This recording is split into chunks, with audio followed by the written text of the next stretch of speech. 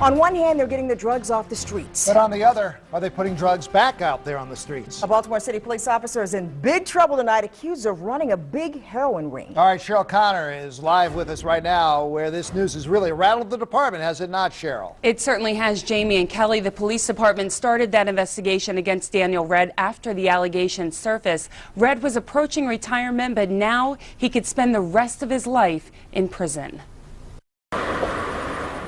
There's some comfort in knowing a police officer is your neighbor, but that all changed today for Alvin Collins. It's sad you got to call the cops on a cop.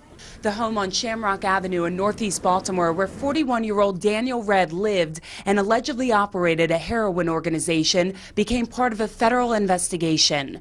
Red was indicted by a grand jury along with 4 other civilians. If convicted on all 7 counts, he faces life in prison. We hope that sends a very powerful message that if you carry a gun and deal drugs, whether you're a street corner junkie or a police officer, you're going to face a lengthy term in federal prison. U.S. Attorney for Maryland Rod Rosenstein says the investigation was initiated by the Baltimore Police Department dating back to January. The 51-page indictment describes Red acting as the drug ringleader along with 34-year-old Abdul Zakaria from Owings Mills. The affidavit says Zakaria and others would get the drugs from a supplier in Africa. And one of the most shocking details for the police department, investigators say Red was in his police uniform armed with a handgun while conducting a suspected heroin transaction in the parking lot of the Northwest Police District Station where he worked. It's beyond bold. It totally undermines the trust that we work so hard every day to gain from the people we serve. It totally undermines that trust. It's an embarrassment for the police department.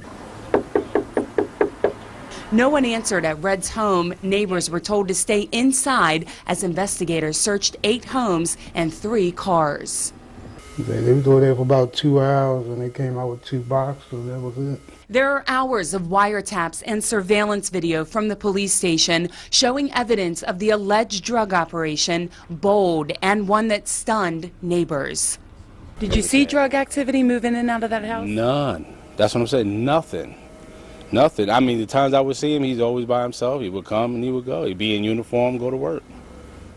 And tonight, Red is still in jail. There's a hearing scheduled for Friday to determine if he'll be released before his trial. If you want to read that entire 51-page indictment, you can find it on our website at abc2news.com. Cheryl O'Connor, ABC2 News.